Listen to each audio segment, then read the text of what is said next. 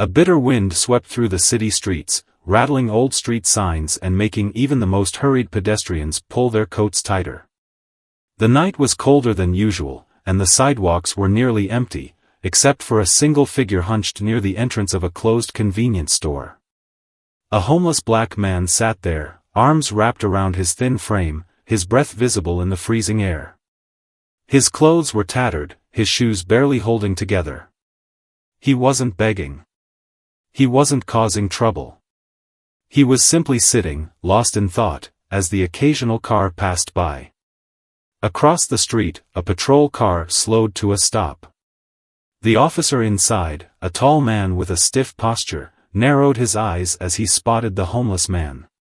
His fingers drummed impatiently against the steering wheel. He had seen this man before, always in the same area, always lurking. It annoyed him. Without hesitation, the officer flipped on his lights, stepped out of the car, and crossed the street with heavy, deliberate steps. His boots clicked against the pavement, a sound that echoed in the quiet night. The homeless man barely looked up. "Get up," the officer barked. The man didn't move. His gaze remained fixed on the ground, as if he hadn't even heard him. "I said, get up." The officer's voice was sharper now, filled with irritation. When the man still didn't react fast enough, the cop reached down and shoved him, hard. The homeless man toppled sideways, barely catching himself with one arm. A small paper bag beside him tipped over, spilling a few personal belongings onto the pavement. Still, he didn't fight back. Didn't yell. Didn't even look angry. His silence only made the officer angrier. With a sneer, the cop lifted his boot and kicked the man's scattered belongings across the sidewalk. A worn-out photograph fluttered into the gutter. A battered notebook landed near the curb. "Pathetic," the officer muttered. "You people are always making the streets look bad." The homeless man exhaled slowly, his face unreadable. Across the street, a woman gasped softly and clutched her phone tighter. She had been walking home when she witnessed the scene unfold. Her hands shook as she tapped the record button. And just like that, everything changed. 3 minutes later, the officer would regret everything. The cold night carried an eerie silence as the officer stood over the homeless man, his expression a mix of contempt and arrogance. He didn't realize it yet, but the world around him had already shifted. A soft chime from a phone echoed in the distance. The woman who had recorded the incident was already uploading the video. Her fingers trembled as she typed a quick caption. "Racist cop kicks homeless man for no reason, share this." Within seconds, the video was live. The officer, still standing tall, scoffed as the homeless man slowly gathered his belongings, his movements unhurried. There was no pleading, no anger, just a quiet resignation. "What? Nothing to say?" the officer sneered. "Not even a thank you for letting you off with a warning?" The homeless man lifted his gaze, meeting the officer's eyes for the first time. His stare was deep, unsettling. It wasn't fear or submission, it was something else. Something unreadable. The officer felt a strange unease creep up his spine, but before he could react, his radio crackled to life. "Unit 12, report to headquarters immediately." He frowned. "What for?" A pause. Then, in a clipped tone, "Now." Something was off. The officer had worked long enough to know when a situation had shifted against him. He glanced around, suddenly noticing the small group of people staring at him from across the street. Some whispered, others had their phones out. His stomach twisted. Still, he put on a look of indifference, turning on his heel and striding back to his patrol car. As he opened the door, he cast one last glance at the homeless man, who was still watching him, calm, still, like he had all the time in the world. It unsettled him more than he cared to admit. At headquarters, tension filled the air. The officer barely had time to step through the door before a sergeant stormed toward him, his face red with anger. What the hell did you do out there? The officer blinked. Excuse me? The sergeant thrust a phone in his face. The screen showed a video, the video. The officer's stomach dropped as he watched himself shoving and kicking the homeless man, the clear, undeniable footage playing back in high definition. The audio was crisp. His voice was sharp. The cruelty was obvious. Do you have any idea how fast this is spreading? The sergeant hissed. Thousands of views in minutes. We're getting calls non-stop. The press is already outside the building. This is a nightmare. The officer swallowed hard. I didn't. Shut up, the sergeant snapped. You're done. Hand over your badge and gun. The words hit like a punch to the gut. What? No, this is not up for debate. The sergeant's voice was a growl. You're on immediate suspension, pending investigation. And from what I'm seeing, there's not much to investigate. This is an open and shut case. The officer's hands shook as he fumbled with his badge. Just hours ago, he had felt untouchable. Now, everything was crumbling before his eyes. And the worst part? Somewhere out there, that homeless man was still sitting in the cold. Silent. Watching. And waiting. The officer sat in his car, gripping the steering wheel so tightly his knuckles turned white. His mind raced. How had everything gone so wrong so fast? One moment, he had been in control, patrolling his usual route. Now, he was suspended, his career hanging by a thread. His phone buzzed on the passenger seat. He hesitated before picking it up. A flood of messages lit up the screen. Disgrace to the badge. You're a monster. Hope you never work again. His pulse pounded in his ears. How had people found his number so quickly? He scrolled down, his breathing shallow. Some messages were even worse, threats, insults, calls for him to be arrested. He threw the phone onto the dashboard, his heart hammering. This couldn't be happening. Not to him. Meanwhile, across the city, the homeless man sat quietly in the same spot, untouched by the storm raging on social media. He picked up his battered notebook, dusting off the pages. His fingers traced the words written inside, the ink slightly smudged from age. A distant siren wailed in the background, but he barely noticed. His thoughts were elsewhere, on the past, on choices made long ago, and on the strange way life had a habit of circling back. He had seen that officer before. Many times, in fact. He knew the type, men who thought they could push others down simply because no one would stop them. But this time, someone had. And now, the world was watching. Back at the police station, chaos unfolded. The video had gone viral at an unprecedented speed. News stations had picked it up. Protesters had gathered outside. The chief of police, a stern-faced woman with years of experience, slammed her office door shut and turned to the sergeant. "This is a disaster," she muttered, rubbing her temples. "We're already getting calls from city officials demanding action." The sergeant sighed. "We suspended him immediately, but I don't think it's enough. People want blood." The chief nodded grimly. "Then let's give them something. Call a press conference. Announce that an internal investigation is underway. Make it clear that we do not tolerate this kind of behavior." The sergeant hesitated. "And the officer?" The chief's eyes darkened. "If the investigation confirms what we already know, he's done. Fired. And depending on the DA, maybe worse." The sergeant exhaled slowly. He had worked alongside the officer for years, had seen him bend the rules, but never thought it would catch up to him like this. But it had. And now, there was no stopping it. As the night deepened, the homeless man leaned back against the wall, staring up at the sky.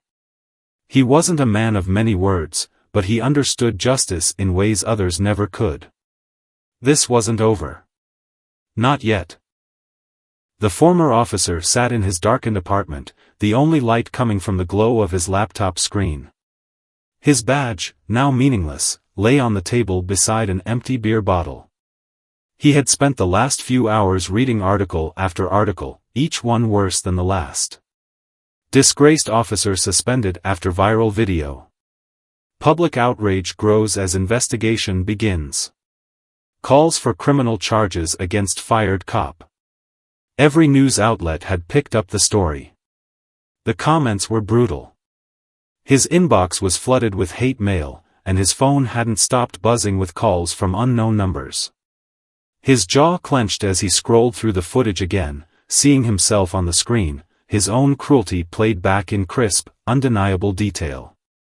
He barely recognized the man in the video. How had it come to this? Meanwhile, outside the police station, the protest had doubled in size. Signs were held high, faces were filled with anger, voices demanding justice. And at the center of it all, a local journalist stood with a microphone, her cameraman capturing the growing scene behind her. She turned to her interviewee, a woman, the same one who had filmed the incident. Her hands gripped her phone tightly as she spoke. "I was just passing by when I saw it happen," the woman said. "That officer attacked that man like he was nothing. Like he wasn't even human. And for what? Because he was homeless? Because he was black?" The journalist nodded solemnly. "And what do you hope happens next?" "I hope he gets exactly what he deserves," the woman said, her voice firm. "People like that don't belong in uniform." The crowd behind her cheered. The city was no longer just angry. It was demanding action. At a small diner on the outskirts of town, the homeless man sat alone at a table, a hot meal in front of him. The restaurant owner, a middle-aged woman with kind eyes, had insisted he eat for free. She had recognized him from the video. "They'll fire him," she said softly, pouring him another cup of coffee. "Maybe even charge him with something. But I doubt that'll change anything." The homeless man looked up, silent. She sighed. "Cops like that? They think they're untouchable. Until something like this happens. But even then." She trailed off, shaking her head. The homeless man took a slow sip of coffee, his face unreadable. Back in his apartment, the former officer slammed his laptop shut, his pulse pounding in his ears. His reputation was gone. His job, most likely gone. And the worst part? He had no one to blame but himself. The sun rose over the city, but for the disgraced officer, there was no new beginning, only the crushing weight of his downfall.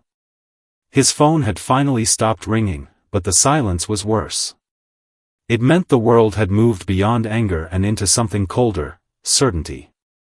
He was done. His suspension had already been announced, but now, rumors of criminal charges were circulating. The department was distancing itself from him. Officers he once called friends had stopped returning his calls. And then, the final blow came. A breaking news alert flashed across his laptop screen. Police chief confirms termination of officer in viral video. He stared at the words, his mouth dry. His career was officially over. Across town, the protest outside the police station had grown into something larger. It wasn't just about one officer anymore, it was about the system that had allowed him to act without fear of consequences. Reporters were everywhere. Community leaders gave speeches. People held signs demanding justice, not just for one man, but for all the others who had been silenced before cameras started recording. And yet, in the middle of it all, the homeless man wasn't there. Instead, he sat quietly on a park bench, watching pigeons pick at crumbs on the sidewalk. He had been offered interviews, speaking opportunities, even legal representation. But he had turned them all down. Not out of fear. But because he understood something the rest of the city didn't. This wasn't about revenge. It was about something bigger. The former officer walked into a grocery store, pulling his cap low to hide his face. He had no plan, just a desperate need to escape the four walls of his apartment. But as he walked through the aisles, he felt the weight of unseen eyes. People whispered. A mother pulled her child closer. A store clerk glanced at him, recognition flickering in his gaze. Then, a voice. "You're that guy, aren't you?" The officer turned. A man stood there, holding a basket of groceries, staring at him with something between disgust and pity. "You're the cop from the video." The officer swallowed hard. "I don't want any trouble." The man scoffed. "Yeah. Should have thought about that before you kicked that guy." A few heads turned. The officer felt the pressure mounting, the invisible walls closing in. He abandoned his cart and walked out of the store, his heart pounding. There was nowhere left to hide. That night, the homeless man sat outside the same diner that had given him a free meal. A television played inside, the volume low. The fired officer has yet to make a public statement. Meanwhile, city officials are considering new policies for handling cases of police misconduct. The homeless man exhaled, watching as a moth fluttered toward the diner's neon sign. Somewhere, that officer was sitting in the dark, feeling the weight of everything he had done. And for the first time in his life, the officer was powerless. The air was thick with tension, and the city seemed to hum with an undercurrent of unease. It had been days since the brutal act on the street, and yet, something about that moment had felt like a turning point, a shift that was just beginning to ripple through the lives of those involved. The cop, though confident that he had crushed the man in that alley, felt something stirring within him, something he couldn't quite shake off. His life, once firmly in his control, was beginning to unravel in small but significant ways. He'd always been able to get away with things, using his position to justify his actions. After all, who would question a cop, especially one with a record as spotless as his? But now, the cracks were starting to show. His colleagues were beginning to distance themselves, avoiding eye contact, whispering behind his back. The reports had started to pile up, a series of complaints about his behavior, some subtle, others more direct. A few people even mentioned that his temper had been getting worse lately, though they dared not speak too openly. But what unsettled him the most was a sense of foreboding, a sensation that no matter how hard he tried to push it away, it wouldn't go. Every time he stepped into the precinct, he could feel eyes on him, eyes that didn't trust him the way they once had. His peers were starting to question his actions, and with the increasing scrutiny came the painful realization that his past was catching up with him. The walls were closing in, and there was nowhere to hide. One night, as he was sitting in his car after another long shift, the city streets deserted, he checked his phone. There, in his inbox, was an anonymous message. It was a single line of text, "I saw what you did." His heart raced. It wasn't just the words themselves, it was the realization that someone had witnessed what happened that day, the cruelty, the injustice. His eyes darted around the empty streets, his breath quickening. His grip tightened around the steering wheel. He thought about the homeless man, the one he had left lying in the dirt. That thought alone sent a wave of guilt crashing over him, but he quickly pushed it aside. After all, the man was nobody. Why should he care about the words of someone who had nothing? Still, the message lingered in his mind, gnawing at him. He checked his surroundings again, but the streetlights flickered eerily, casting long shadows that seemed to stretch out and whisper his secrets back at him. Meanwhile, life at home was no better. His wife, once supportive and understanding, had grown cold. Their conversations had turned to silence, filled only with the occasional sharp words that neither one of them meant. He noticed the way she avoided his gaze, the way she recoiled when he touched her.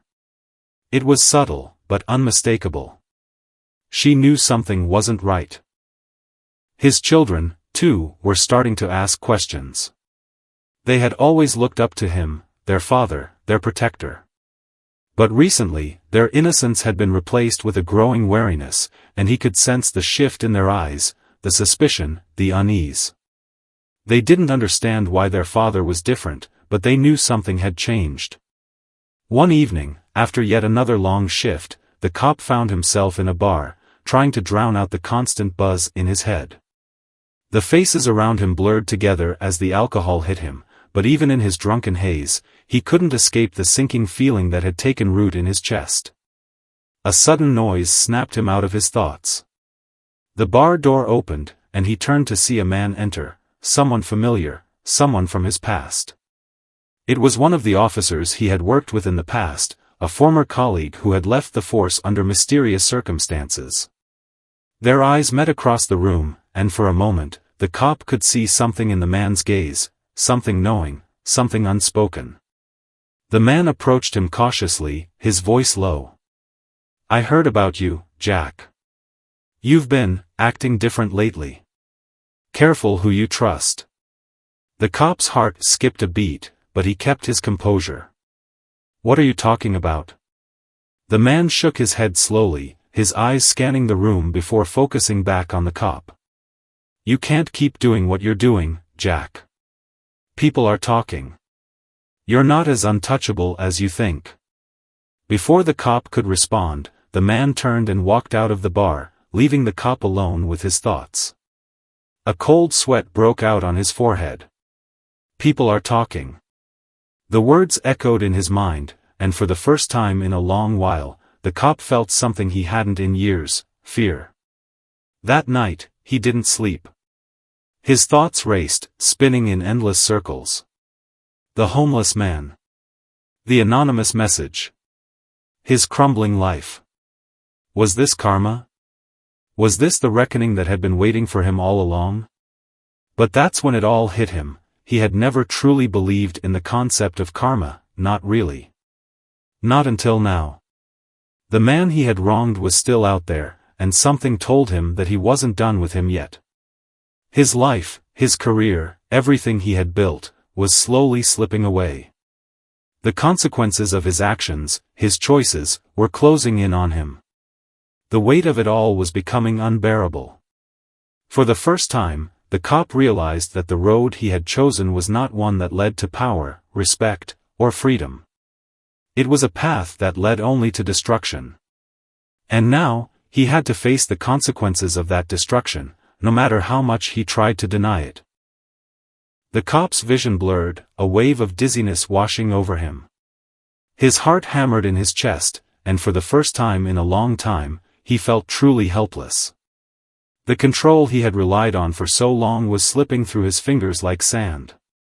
The man he had wronged was standing on the other side of the line, and the time for retribution had come. Before he could speak again, the line went dead. The cop stood frozen for a moment, the phone still pressed to his ear, as if he could somehow will the conversation to come back, to make sense of it all. But the connection was gone. He slammed the receiver down, his heart pounding in his ears. A cold sweat broke out across his forehead as the weight of the situation settled in. It was happening. The final confrontation was at hand. Without thinking, he stood up and grabbed his jacket, moving toward the exit. His body moved on its own, propelled by fear and an instinctual need to confront the man who had haunted him for days. He didn't know what would happen next, but one thing was certain: he could no longer run from his past. The streets outside the precinct were empty, the midday sun harsh and unforgiving. The cop's mind raced, his eyes scanning every corner, every shadow, as if the homeless man would appear from nowhere, his face twisted with anger, his presence looming over him like a dark cloud. But nothing stirred. The world around him seemed eerily still. Then, out of the corner of his eye, he saw it. A figure, standing in the distance. The man he had wronged. The homeless man. He was standing in the alleyway, a silent witness to the cop's every move. The cop's breath hitched, and his heart skipped a beat. He couldn't move, couldn't speak. It was as though the man had become a symbol, a manifestation of everything the cop had tried to bury: the guilt, the anger, the shame. The homeless man's eyes locked with his, and in that moment, it felt as if time itself had stopped. "You think you can get away with it?" the man's voice echoed, as if the words were coming from inside the cop's head. The cop took a step forward, his legs unsteady, his mind a whirlwind of confusion. He wanted to speak, to apologize, but the words wouldn't come. The weight of his actions pressed down on him like a suffocating force. There was no escape, no way out. The homeless man took a step forward, his face hardening, and the cop's breath caught in his throat. This was it, the moment of reckoning. The moment where everything he had done, everything he had become, would be laid bare. He couldn't hide anymore. "I've been waiting for this," the homeless man said softly. "You wanted power, but it came at a cost. Now, it's time for you to see that there's always a price." The cop stood there, paralyzed, as the world around him closed in. The past had finally caught up to him, and there was no running away. And in that moment, for the first time in his life, he understood. The world around the cop seemed to spin, his heart racing as he stood frozen before the homeless man. The street, once so familiar, now felt foreign and hostile, the shadows growing longer, heavier with the weight of everything he had done.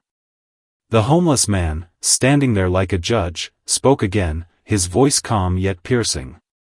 "You thought your badge protected you, that your authority could shield you from the consequences of your actions," the man said, his words ringing with a finality the cop had never heard before.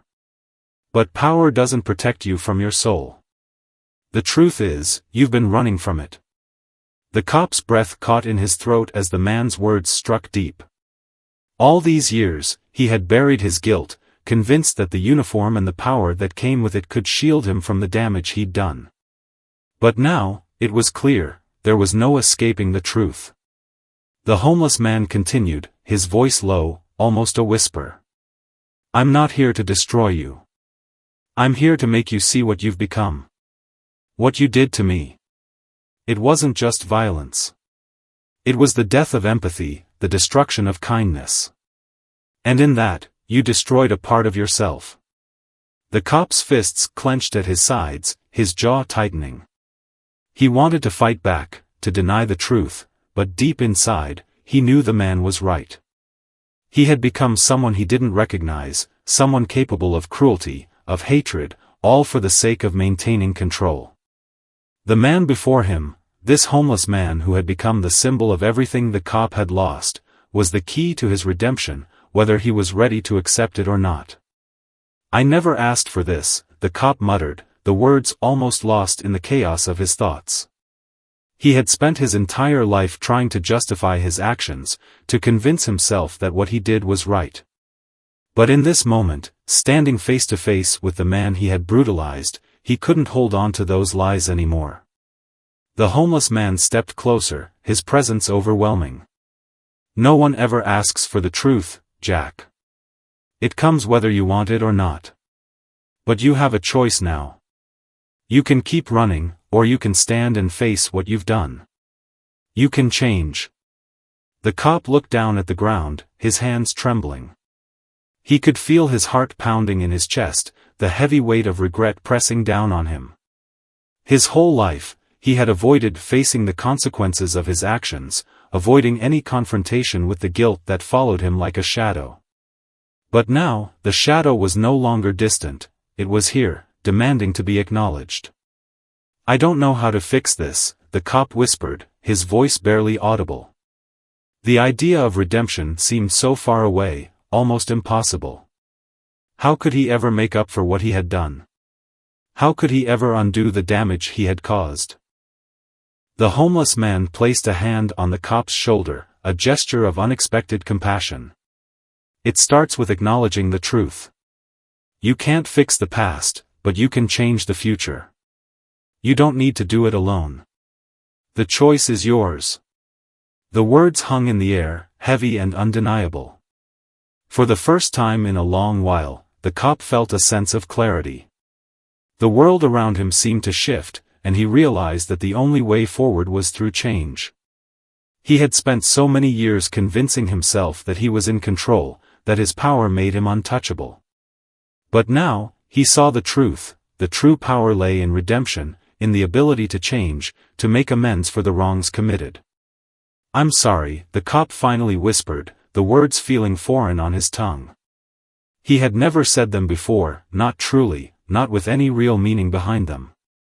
But now, as he stood there, with the homeless man's gaze steady on him, he understood the weight of those two words.